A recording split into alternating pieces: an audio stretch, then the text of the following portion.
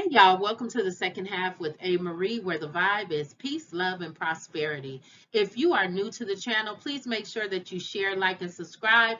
Hit that notification bell so when I upload new content, you will be notified. And if you are not new to the channel, I want to say thank you for coming back. I appreciate your support. The channel is growing and I am so excited. And because the channel is growing and I read all of my comments, I wanted to do a video about becoming a notary. I know that a lot of people are interested in becoming a remote online notary, a loan signing agent. I have some people that are interested in just doing general notary work.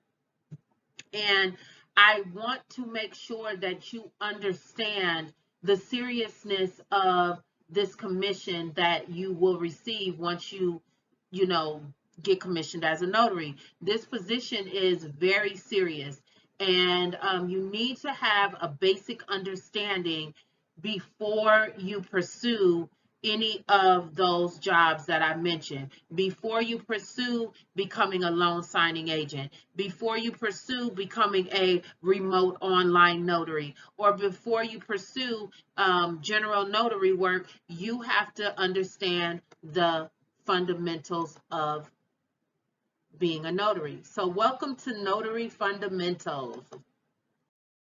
Okay, what is a notary public?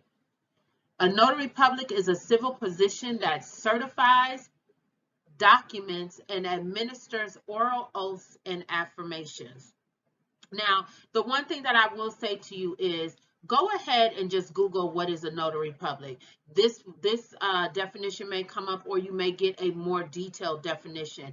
The more information that you have, the better off you will be. Okay. Now, the notary public's functions.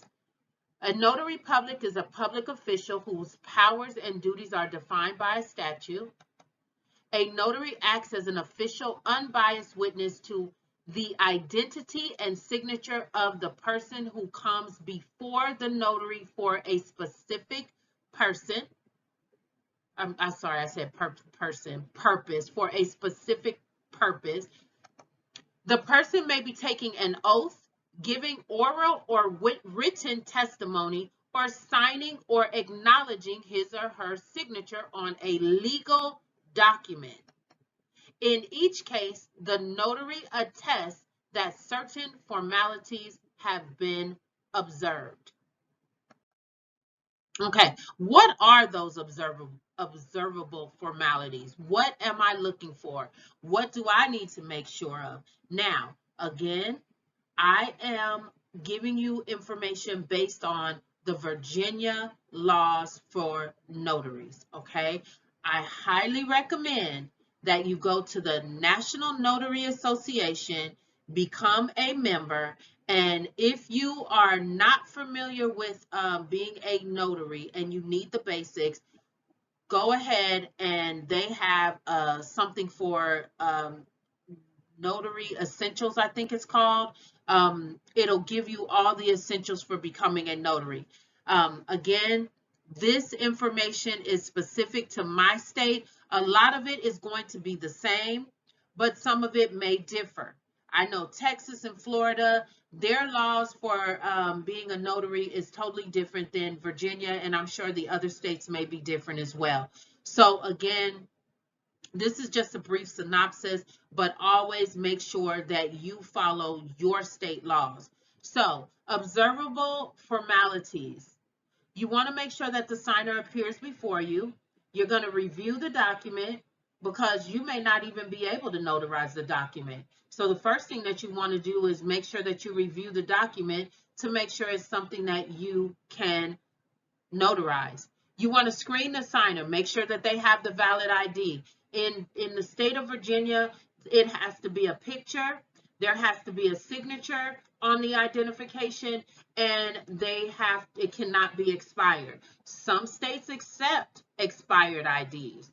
Virginia is not one of those states. That's why, again, it's very important that you know your state's laws for notarial acts, okay? You record the notarization in your notary journal.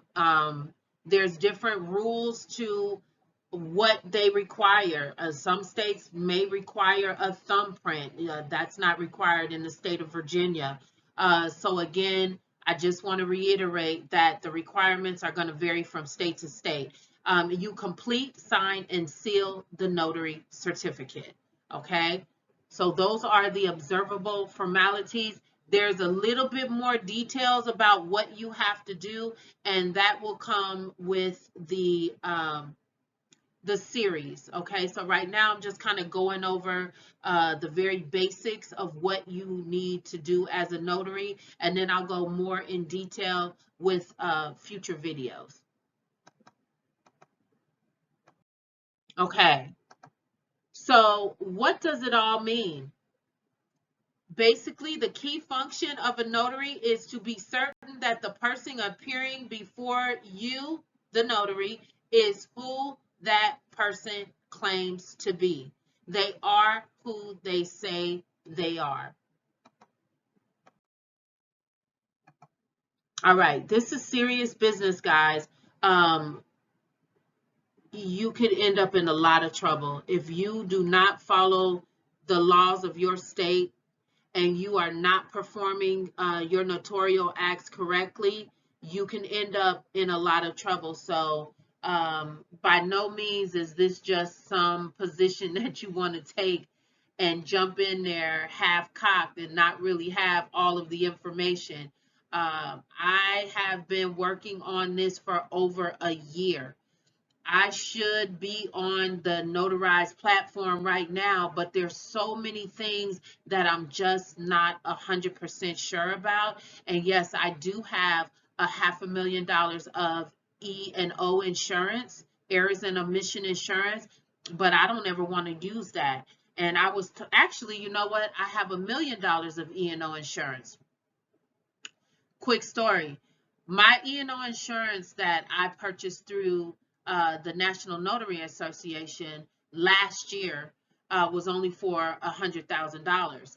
And as I began to do my research about what a notary actually entails, the job of a notary and how serious it is, I was like, $100,000 is not enough, because if I end up in court, $100,000 is not going to even pay my court fees.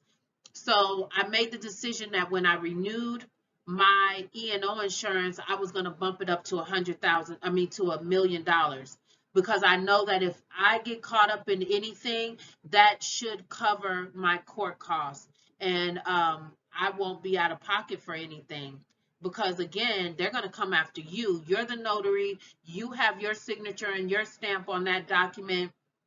If anything was done illegally, or if that individual is being sued, you are going to be a part of that whole situation, and you don't want to not have the adequate coverage on your insurance. So again, guys, serious business.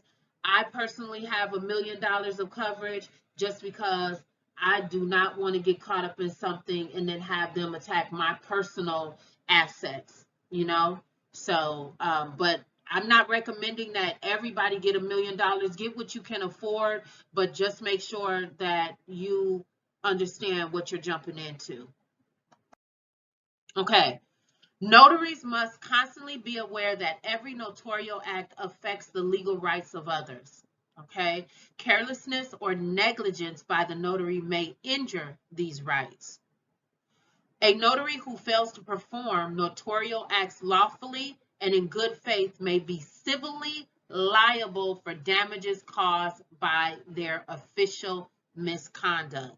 And that is why I upped my errors and omission insurance. The employer of a notary may also be liable for the notary's misconduct. So if you're working for a company that has required you to get your commission, if something were to happen, they could also bring your employer in, because they can say, hey, well, you employed her. She wasn't performing her job as a notary correctly, and now everybody's involved in a mess. So just take it serious, guys. It's serious business. Take it serious. Beware. So all I can say is beware. Okay. Let me just go back here real quick. Oh, I don't think I can go back. Okay. Proper notarizations are crucial for ensuring that signers are who they say they are. This can be done by making sure that the signer personally appears in front of you with the proper identification as specified by your state. So let me give you an example. If you have a neighbor and you've lived next door to them for 10 years, your neighbor comes to you and says, "Hey, um, hey Maria, I need this document signed." And on the document, it clearly states Lisa Wilson and James Wilson. Lisa is in front of you, but James is not. And so you're like, she's like, "I know James is at work. He couldn't make it, but you know him. Can you sign the document?" No. James needs to personally appear in front of me in order for me to sign that document, to notarize the document, because I need his signature. Okay, so I need James to, especially if the notarial wording says personally appeared, that means they better have personally appeared in front of you with the proper identification. Again, my state requires a picture, a signature, and it cannot be expired ID. Not following your state's laws could lead to the loss of your commission, fines, and in some cases, jail time. Very serious, guys. All right, know your state laws. Okay, so closing thoughts. I just wanted to, I thought that this was important because I do think that before you jump into doing notarial work, you need to have the basic fundamentals. I will be following this up with, like I said, a series of videos that go in depth into the process. Okay, we'll talk about acknowledgments, we'll talk about giraffes, we'll talk about how to give an oath. We are going to talk about quite a bit, and I hope that it's going to be helpful for you. If you have any questions, please make sure that you leave those questions in the comment section. I try to get back and answer every question or respond to every comment. I hope that this is helpful, and stay tuned for more, because not only do I believe that this will be helpful for you, but it's also helpful for me. As a teacher, I believe that the more opportunities that you get to see something, the more it will stay with you, you know. So it's one thing for me to read the handbook and read a book about it, but now I'm creating a slideshow, and it's just solidifying what I already know, and it's allowing me to see it in a different form, and it's just the repetition that I need to become familiar with it. So it's helping me out too, guys. I hope that this video was helpful to you. Again, please make sure that you share, like, and subscribe to the channel if you haven't already done so. Make sure that you love yourself first, because if you don't love yourself, nobody else will. And on that, guys, I am out, and I'm out with peace, love, and prosperity. You guys have a blessed day. Thank you.